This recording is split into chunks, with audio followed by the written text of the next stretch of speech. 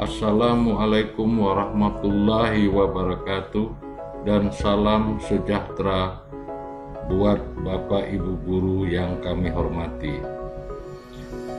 Tutorial kali ini adalah lanjutan dari penilaian kinerja 1 untuk melengkapi secara utuh penilaian kinerja atau penilaian keterampilan sebagai bekal Bapak Ibu dalam menyusun, melaksanakan, dan menilai kinerja keterampilan peserta didik.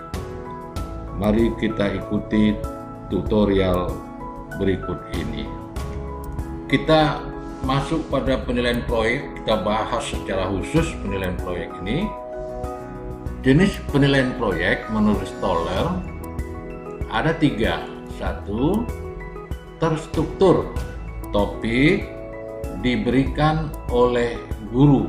Yang tidak terstruktur, topik atau materi atau masalah diberikan atau ditetapkan oleh murid atau peserta didik. Yang ketiga, semi terstruktur, topik, materi itu masalah sebagian ditentukan oleh guru dan sebagian lagi ditentukan oleh murid. Inilah jenis proyek yang mau kita gunakan atau yang akan kita lakukan, apakah terstruktur, tidak terstruktur, atau yang semi. Biasanya terstruktur, topiknya, masalahnya diberikan oleh guru, tapi yang bagus itu sebenarnya tidak terstruktur. Peserta didik yang menentukan sendiri masalah atau topik yang mau menjadi objek proyek mereka. Penilaian proyek dapat dilakukan pada setiap langkah yang meliputi persiapan atau perencanaan, proses pengerjaan, dan pelaporan. Hasil yang dapat dinilai pada langkah-langkah atau tahapan tersebut di atas adalah: 1. Pada tahap persiapan, pendidik ingin mengetahui kemampuan merencanakan dan mengorganisasikan tugas proyek. Yang kedua, kemampuan untuk menilai kemampuan memperoleh informasi awal atau data-data awal. Kalau yang merencanakan tugas proyek, misalnya membuat jadwal pelaksanaan proyek, sudah itu menyusun langkah-langkah kegiatan yang akan dilakukan untuk pengambilan data dan sebagainya. Kemudian yang kedua ini kemampuan memperoleh informasi awal atau data-data awal, atau melihat terjadi ada gejala-gejala awal yang tampak dari objek tersebut. Yang kedua, tahap pelaksanaan. Pendidik dapat menilai kemampuan bekerja dalam kelompok. Ini kemampuan bekerja dalam kelompok bisa terintegrasi dengan penilaian sikap. Kemudian kemampuan untuk melaksanakan tugas secara mandiri, ini juga terintegrasi dengan sikap. Kemampuan mengidentifikasi dan mengumpulkan informasi, ini langkah-langkah kegiatan ilmiah. Kemampuan menganalisis permasalahan yang ditetapkan. Tahap ketiga, tahap pelaporan. Kemampuan menganalisis dan menginterpretasikan data, dan yang terakhir kemampuan membuat laporan. Ini bisa jadi penilaian produk. Jadi dalam satu kegiatan ini bisa penilaian proyek, bisa produk, bisa penilaian sikap.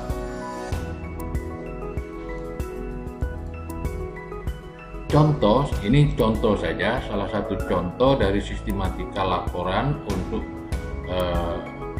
proyek agar dapat dinilai oleh pendidik. Contohnya misalnya A ada pendahuluan, B-nya isi laporan, C-nya penutup. Ini subbagiannya, latar belakang, rumusan masalah, tujuan, metode, dan sebagainya. Isi laporan misalnya hasil dan pembahasan, penutup, simpulan, saran, kalau daftar pustaka dan lampiran. Ini contoh, Bapak Ibu bisa membuat sistematika alternatif menurut kemampuan Bapak Ibu sendiri. Catatan, hasil penilaian praktek produk dan proyek dapat didokumentasikan oleh guru dan peserta didik dalam bentuk portofolio dokumen.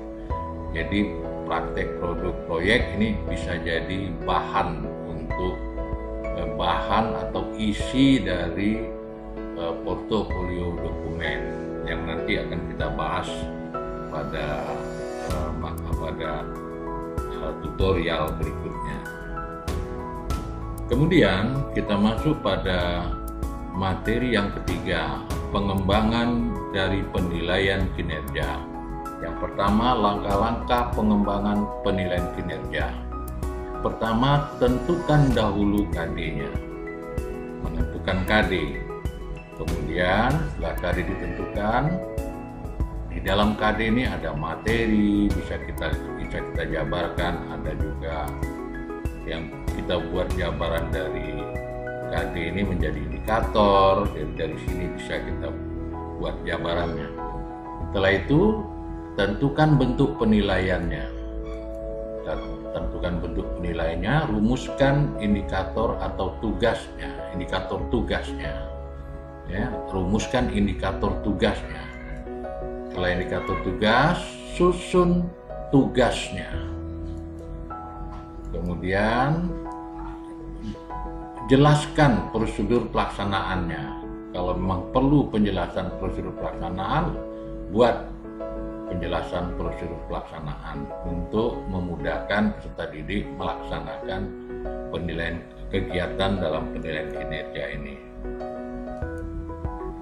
Kemudian setelah dijelaskan prosedur pelaksanaan, buat rubrik penilaian. Karena terdapat benang merahnya nanti ini. Antara penjelasan prosedur dengan buat rubrik penilaian yang berisi antara lain pada rubrik tersebut ada aspek, ada kriteria, dan ada level skala kinerja. Nanti ada skor dan sebagainya. Kemudian kita lanjut langkah-langkah penting dalam menyusun rubrik. Ini yang perlu sekali bagi Bapak Ibu guru untuk menjadi perhatian kita bersama. Karena ini sangat penting sekali langkah-langkah penting ini. Identifikasi semua aspek yang mau dinilai. Kemudian yang kedua, urutkan aspek tersebut. Usahakan jangan terlalu banyak aspeknya, karena kemampuan penilai itu tidak akan mampu dia untuk mengamati aspek yang terlalu banyak. Oleh sebab itu, pilih aspek-aspek penting dan urutkan, dan jangan terlalu banyak. 3, definisikan dengan jelas setiap aspek. Setiap aspek itu harus jelas pernyataannya, apa yang mau dinilai. Kemudian yang keempat, tentukan level penilaiannya, ya, tingkatan penilaiannya. 0, 1, 2, 3, 4 atau 0, 1, 2 yang berbentuk nanti skor. Dan ada kriteria, sebuah pernyataan yang menunjukkan kapan dia 0, kapan dia 1 dan seterusnya. Kelima, jika perlu tentukan bobotnya. Kalau perlu bobot dipakai. Keenam, minta teman lain untuk memvalidasi dari rubrik yang sudah kita susun. Kasih tugasnya, kemudian kasih rubriknya, nanti mereka memvalidasi hubungan antara tugas dengan rubrik penilaian yang sudah kita susun. Catatan, rubrik penilaian untuk kelompok, ini rubrik penilaian untuk kelompok perlu mempertimbangkan kualitas kerjasama dan kualitas kontribusi tiap anggota kelompok. Di sini masuk penilaian sikap. Jadi terselip penilaian sikap di dalam langkah-langkah penilaian kinerja ini. Ini contoh format rubrik penilaian. Ada nomor, ada aspek, ada tingkat kemampuan. Nah, ini yang tadi level itu tingkat kemampuan. 0, 1, 2, 3, 4, 5 ini skornya. Kemudian ini ada aspeknya, ini aspek pertama, ini kriteria dari aspek pertama. 0, pernyataan gimana? Ya, 1 gimana pula pernyataannya? Kalau 2 gimana pula pernyataannya? Kalau 5 bagaimana pula pernyataannya? Jadi kalau dia dapat skor 5, inilah pernyataan yang dibuat. Nah, ini kriterianya yang harus dibuat. Ini aspek 2 juga demikian. Terus ya, ada aspek, ada tingkat kemampuan. Bisa saja contoh alternatif lainnya, misalnya modelnya begini. Kalau tadi modelnya agak matrik, ya kalau ini agak sedikit narasi nih ya, matrik juga tapi narasi dia sifatnya. Ini nomor, ini aspek kriteria. Ini ada aspek 1, ini kriterianya, ada 5 kriteria. Nah, di sini ada skornya. Nah, skor di rentang 0 sampai 5 ya, aspek 1 rentangnya 0 sampai 5. 0 kalau kriterianya ini, 1 kalau kriterianya ini. Ini pernyataan yang menyatakan dia memperoleh skor 1, dia memperoleh skor 0. Ini rincian dari aspek kriteria ini supaya jelas dan objektif sehingga mudah bagi penilai untuk menentukan nilai dari kinerja peserta didik tersebut. Ini aspek 2 sama. Ini yang model ini ya, ini contoh lainnya. Nah, kalau kita lihat contoh rubrik seperti membuat puisi alam bahasa Indonesia, sengaja tugasnya tidak kami buatkan, hanya rubrik tok saja yang kami tampilkan ya, membuat puisi alam pada mata pelajaran bahasa Indonesia. Ini nomornya, ini ada aspek yang dinilai, kemudian ada kriterianya. Ini aspeknya yang dinilai, ini subnya, sub dari aspek itu bagiannya. Nah, ini yang disebut dengan kriteria, gagasan bermakna dan menimbulkan kesan, skornya 4. Tapi kalau gagasan kurang bermakna dan tidak menimbulkan kesan, itu skornya 1. Nah, ini tingkat kualitasnya 4, 3, 2, 1 yang disebut level tadi. Contoh lainnya, contoh rubrik penilaian produk pada IPA. Gambar skema, misalnya nomor, aspek, kriteria yang dinilai. Ini gambar skema siklus air. Ini 0 sampai 7. Gambarnya saja dia memperoleh skor 0 sampai 7. Jika jumlah skema pada gambar ya memuat 3 macam skema dengan benar, skor 3. Jadi untuk jumlah skema pada gambar, rentang skornya 0 sampai 3. Ini juga demikian, ini kriterianya. Istilah proses siklus air pada gambar. Kemudian ini juga aspeknya, ini kriterianya. Total daripada skor yang disusun dari beberapa aspek dan kriteria yakni 14. Ini disebut dengan skor maksimum. Ini contoh rubrik dari seni budaya, versinya agak lain atau jadi beragam dia modelnya. Ada yang menggunakan aspek kriteria, ada juga yang menggunakan indikator, nomor indikator, rubrik. Nah, di sini disebutnya rubrik karena di sini ada level dan ada kriteria. Kriterianya di sini. Penjelasan pengertian lengkap dan rinci skor 2. Penjelasan kurang lengkap skor 1. Tidak ada penjelasan skor 0 dan seterusnya. Ini contoh lain. Ini contoh format kisi-kisi tugas dan rubrik penilaian. ada identitas mata pelajaran, kelas semester, ada matriknya ini, kompetensi dasar, materi, indikator soal atau tugas, bentuk penilaiannya, bisa proyek, bisa produk, bisa praktek, dan tulis tugasnya, dan lanjutkan dengan penulisan rubriknya. Catatan, alternatif model format rubrik itu tergantung guru. Mau yang mana dibuat, caranya terserah, atau ada cara tersendiri yang dibuat oleh guru, silakan. Contoh kisi-kisi dan rubrik penilaian praktik. Mari kita lihat mata pelajaran PJOK, kelas semester, kelas 7 semester ganjil. Ini kompetensi dasarnya, mempraktekkan gerak spesifik jalan lari, lompat, dan lempar dalam berbagai permainan sederhana dan atau tradisional. Materinya, lompat jauh gaya berjalan di udara. Indikator tugas atau soalnya, peserta didik dapat mempraktekkan lompat jauh gaya berjalan di udara dengan benar dan tepat.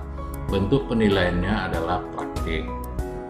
Ini tugasnya, lakukan gerak spesifik lompat jauh gaya berjalan di udara.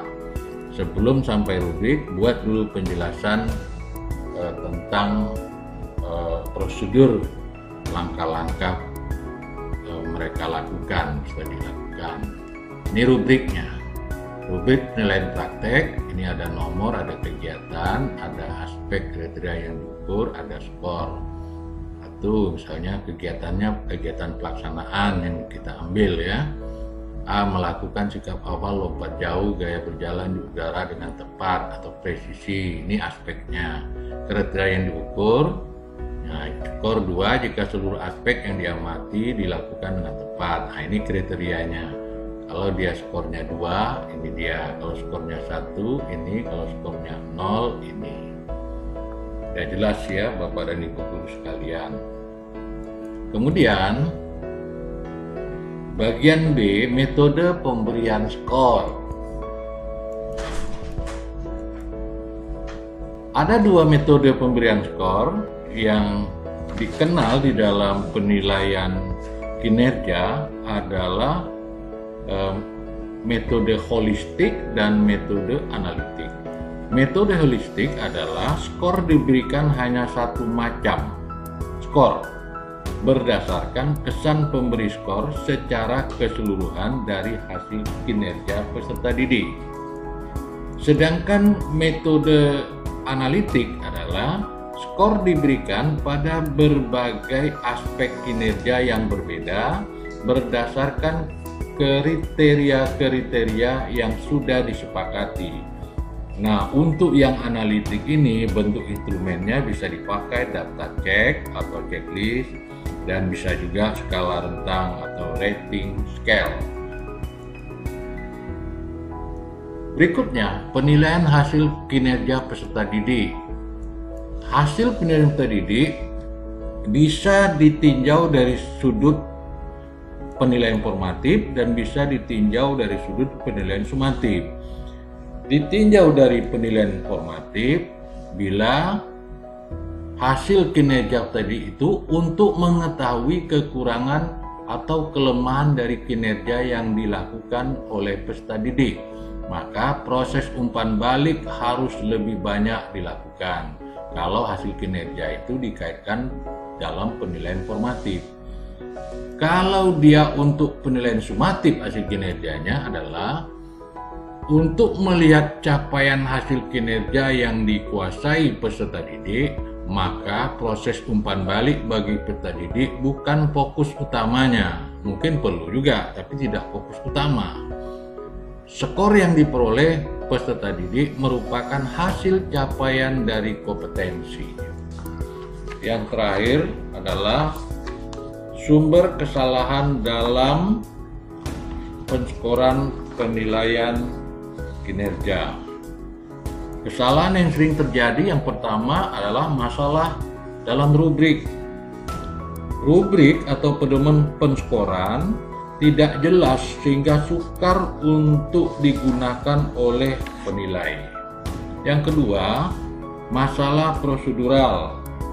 Prosedur yang digunakan dalam penilaian keterampilan atau penilaian kinerja tidak baik sehingga dapat mempengaruhi hasil penskoran. Masalah yang biasa terjadi adalah pemberi skor harus menskor aspek-aspek yang terlalu banyak, maka jangan terlalu banyak memberikan aspek untuk penilaian kinerja ini. Bagi penskor, makin sedikit aspek yang harus dinilai, makin baik. Dalam hal ini perlu ditekankan bahwa dalam membuat pedoman penskoran, semua aspek penting yang mempengaruhi kualitas hasil akhir harus dicantumkan. Kemudian, masalah yang ketiga, masalah bias pada penskornya, penilainya. Masalah pada penskor, pada waktu melakukan penskoran terhadap hasil pekerjaan peserta didik, ada kemungkinan penskor atau penilai mempunyai masalah generosity error. Artinya penskor cenderung memberi nilai yang tinggi, walaupun kenyataan yang sebenarnya hasil pekerjaan peserta didik tidak baik. Kemungkinan juga penskor atau penilai mempunyai masalah severity error, artinya penskor atau penilai cenderung memberi nilai yang rendah, walaupun kenyataan hasil pekerjaan peserta didik tersebut baik. Masalah lain yang sering timbul adalah adanya kemungkinan penskor atau penilai tertarik atau simpati pada peserta tes, sehingga sukar baginya untuk memberi nilai yang objektif. Ini yang disebut halo effect. Inilah tadi beberapa sumber kesalahan dalam penskoran penilaian kinerja oleh penskor atau penilai. Masalah dalam rubrik, masalah prosedural, dan masalah bias dalam skor. Selesai. Masa depan anak bangsa di tangan para pengukir pendidikan. Bila diukir dengan hati yang ikhlas, layanan belajar yang benar akan menghasilkan anak-anak yang mampu bertahan hidup di dunia yang penuh saingan. Bila tidak, akan menambah penderitaan mereka di masa depan. Ramanahiri 2015. Terima kasih. Untuk melihat contoh-contoh tugas dan rubriknya, lihat pada file terpisah. Judulnya Contoh Tugas, Rubrik Penilaian. Sampai jumpa pada penilaian tes tertulis. Terima kasih.